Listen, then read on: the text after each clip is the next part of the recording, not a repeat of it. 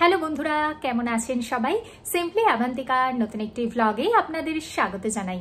America স্বপ্নের দেশ। America অনেক মানুষেরই স্বপ্ন থাকে উচ্চশিক্ষার জন্য বা কর্মসূত্রে বা ভ্রমণ পারপাসে আমেরিকায় আসা। বর্তমানে 2025 সালে যারা আমেরিকায় আসবেন বলে ভাবছেন তাদের মাথায় কিন্তু অজস্র চিন্তাভাবনা উকি দিচ্ছে যে কি কি জিনিস নেব আর কি কি নেব না। কি কি জিনিস আপনারা আমেরিকায় আসার সময় দেশ থেকে নিয়ে আসবেন সেই সংক্রান্ত আমার অলরেডি ভিডিও রয়েছে। কিন্তু বর্তমানে 2025 সালে যেহেতু ইমিগ্রেশন পলিসি ভীষণভাবে ফলো করা হচ্ছে এবং ভীষণভাবে সতর্কতা অবলম্বন করা উচিত, তাই আমেরিকা আসার সময় কি কি জিনিস ভুলেও সাথে নেবেন না এই সংক্রান্ত ডিটেল ভিডিও আমি আপনাদের সাথে শেয়ার করছি। কতগুলি জিনিসের নাম আমি আপনাদের সাথে শেয়ার করছি, যেই জিনিসগুলো কিন্তু ভুলেও আপনারা আমেরিকায় আসার সময় সাথে নেবেন না এবং এই নিয়মগুলো কিন্তু অবশ্যই আপনারা আমেরিকায় আসার সময় ফলো করবেন। ভিডিওটি ভালো লাগলে লাইক করবেন, ভিডিওটি দেখে উপকৃত হলে অবশ্যই আমাকে কমেন্ট করে জানাবেন আর ভিডিওটি শেষ পর্যন্ত আমার সাথে থাকার অনুরোধ রইল। প্রথমেই আসি, ফ্লাইট টিকিট পারচেস করার সাথেই আপনারা জেনে যাবেন যে আপনারা কত কেজি লাগেজ সাথে ক্যারি করতে পারবেন। সাধারণত চেক ইন লাগেজ এবং ক্যারি অন লাগেজের মধ্যেই ক্যারি অন লাগেজে ইন্টারন্যাশনাল ফ্লাইটে 7 কেজি এবং চেক ইন লাগেজে এটা এয়ারলাইন্স টু এয়ারলাইন্স ভ্যারি করে থাকে, তবে সাধারণত 46 কেজি অ্যাপ্রক্স কিন্তু অনেক এয়ারলাইন্সেই কিন্তু অ্যালাউ করে থাকে। বিশেষ করে আমরা যখন এসেছিলাম আমাদের 23 KG into 2 total 46 KG allow ছিল। আপনারা এরপরেতে যে ক্যারিয়ারের সাথে আপনারা আমেরিকায় আসছেন সেই ক্যারিয়ারের কল সেন্টার নাম্বারে কল করে আপনারা যে লাগেজ আনবেন তার কত ডাইমেনশন পর্যন্ত অ্যালাউ সেটাও কিন্তু আপনারা অবশ্যই জেনে নেবেন। এর পরবর্তী পর্যায়ে আপনারা কি কি জিনিস চেক ইন লাগেজে নেবেন এবং কি কি জিনিস ক্যারি অন লাগেজে নেবেন সেই সংক্রান্ত একটি ডিটেল লিস্ট করে নেবেন। এক্ষেত্রে চেক ইন লাগেজেতে কিন্তু বর্তমানে 2025 সালে কিন্তু কোনো ফুড আইটেম কিন্তু একদমই নেবেন না। এতদিন পর্যন্ত ফুড আইটেম আমরা হয়তো নিয়ে আসতাম, কিন্তু বর্তমানে 2025 সালে কিন্তু চেষ্টা করবেন কোনো ফুড আইটেম না নেবার জন্যে। এছাড়া আপনারা চেক ইন লাগেজেতে আর আপনাদের সমস্ত প্রয়োজনীয় জিনিসপত্র নিতে পারেন, কিন্তু সেখানে কোনো ব্যাটারি, পাওয়ার ব্যাংক, ল্যাপটপ বা কোনো গুরুত্বপূর্ণ জিনিস কিন্তু আপনারা চেক ইন লাগেজে একদমই নেবেন না। এগুলো আপনারা ক্যারি অন লাগেজে নেবেন। ক্যারি অন লাগেজে আপনারা মোবাইল, পাওয়ার ব্যাংক, আপনাদের গুরুত্বপূর্ণ কোনো ইলেকট্রনিক্স গ্যাজেট লাইক ক্যামেরা, আপনাদের পেন ড্রাইভ, ল্যাপটপ, তার সাথে চার্জার, ব্যাটারি, এগুলো সবই কিন্তু ক্যারি অন লাগেজে নেবেন। কিন্তু ক্যারি অন লাগেজেতে আপনারা কিন্তু কোনো লিকুইড আইটেম 100 ml এর বেশি কোনো লিকুইড আইটেম নেবেন না। ইভেন যদি আপনারা কোনো কন্ট্যাক্ট লেন্স সলিউশনও নেওয়ার থাকে তাহলেও সেটা যেন 100 ml এর বটলে হয়ে থাকে।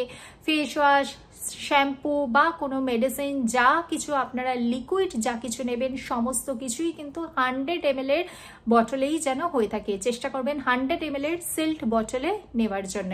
এছাড়া কোনো দাহ্য পদার্থ লাইক লাইটার, আপনারা কোনো নেশা দ্রব্য লাইক সিগারেট, গুটখা, পান পারাক, এইগুলো আপনারা কিন্তু ক্যারি অন লাগেজে একদমই নেবেন না।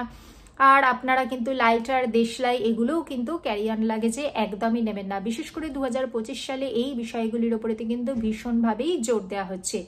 এরপরে আসি gold item. Gold item jewellery যদি আপনারা অলরেডি পরে থাকেন তাহলে ইটস ওকে। যদি আপনারা সাথে ক্যারি করতে চান চেষ্টা করবেন সেগুলো সবই আপনাদের ক্যারি অন লাগেজে নেবার এবং তার সাথে চেষ্টা করবেন তার কোনো ক্যাশ মেমো রাখার জন্য।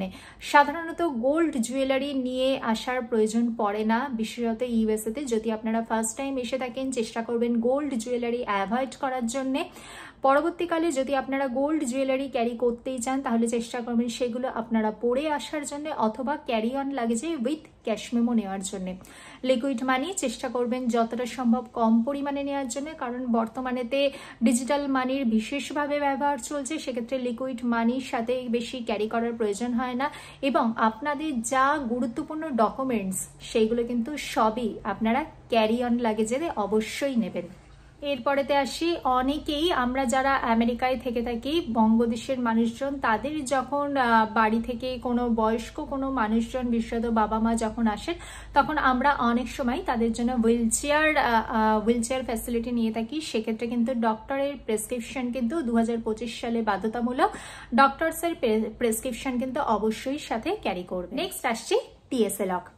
টিএসএ লক যদি আপনি নতুন লাগেজ পারচেস করেন তাহলে চেষ্টা করবেন তাতে যেন টিএসএ লক থেকে থাকে, আর যদি আপনার লাগেজ অলরেডি আছে তাহলে তাতে যদি টিএসএ লক না থেকে থাকে তাহলে আপনি অনলাইনে টিএসএ লক পারচেস করে নিতে পারেন, অথবা কোনো লাগেজের দোকান থেকেও কিন্তু আপনার যে পুরনো লাগেজ ছিল তাতে টিএসএ লক লাগিয়ে নিতে পারেন। কারণ আমেরিকাতে কিন্তু টিএসএ লক কিন্তু ভীষণই গুরুত্বপূর্ণ।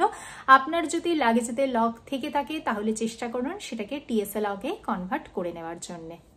টোটাল আপনাদের যে পরিমাণ লাগেজ অ্যালাউন্সেস আছে চেষ্টা করবেন তার থেকে কম পরিমাণ নেওয়ার জন্য, কারণ তার থেকে বেশি পরিমাণ হয়ে গেলেই কিন্তু আপনাদের কিন্তু এক্সট্রা অনেক চার্জেস অ্যাড হয়ে যাবে। যেহেতু ইন্টারন্যাশনাল ফ্লাইট তাই চার্জেসের পরিমাণটাও অনেক, তাই চেষ্টা করবেন প্রথমেই একটা লাগেজ মেজার করার কোনো একটা ডিভাইস কিনে নেওয়ার। অনলাইনেতে প্রচুর ডিভাইস অ্যাভেলেবেল রয়েছে, সেই অনুযায়ী কিন্তু আপনারা কিন্তু সেইভাবেতে প্যাকিং অবশ্যই করতে পারেন। এছাড়াও 2025 সালে যারা আমেরিকায় আসবেন তারা কিন্তু আরো কিছু বিষয় কিন্তু অবশ্যই সতর্ক থাকবেন। আপনারা কিন্তু আপনাদের লাগেজে এমন কোনো লিফলেট বা কোনো বই বা কোনো ডায়েরি এমন কিছু আনবেন না যা থেকে কিন্তু কোনো বিতর্ক ছড়ায়, কোনো দেশীয় নিরাপত্তায় আঘাত লাগে এমন কোনো বই বা কোনো আর্টিকেল যেন আপনাদের মোবাইলেতে বা ল্যাপটপেতে না থেকে থাকে। অনেক সময়তেই ল্যাপটপ বা মোবাইলও চেকিং হয়ে থাকে, সেক্ষেত্রে কিন্তু এই সমস্ত জিনিসগুলো থেকে কিন্তু একটু দূরে থাকবেন।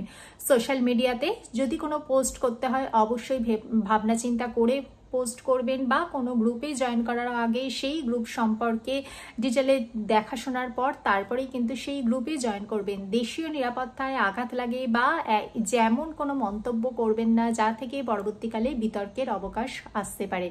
তাই 2025 সালে যারা আমেরিকায় আসবেন তারা কিন্তু এই বিষয়গুলো সম্পর্কে কিন্তু ভীষণভাবে সতর্ক রাখবেন।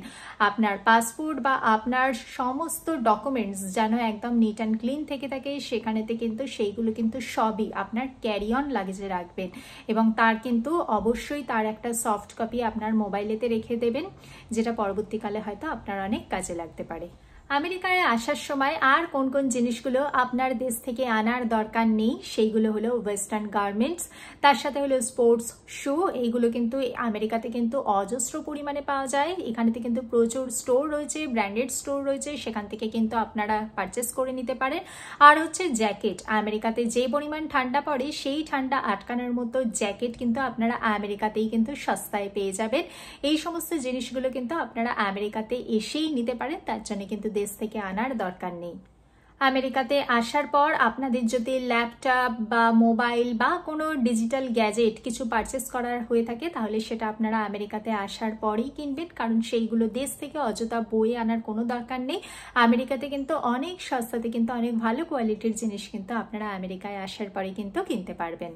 আমি এই ভিডিওর মাধ্যমেতে আপনাদের সাথে শেয়ার করলাম বর্তমানে যারা 2025 সালে ইউএসএ আসবেন বলে ভাবছেন তারা লাগেজ প্যাকিং করার সময় কোন কোন জিনিসগুলো মাথায় রাখবেন এবং কোন কোন জিনিসগুলো দেশ থেকে আসার সময় অবশ্যই আনবেন না, যাতে পরবর্তীকালে আমেরিকায় আসতেই আপনার সুবিধা হয়ে থাকে। ভিডিওটি ভালো লাগলে লাইক করবেন, চ্যানেলটিকে সাবস্ক্রাইব করবেন। দেখা হচ্ছে পরবর্তী ভিডিওতে। ভালো থাকবেন, সুস্থ থাকবেন। নমস্কার।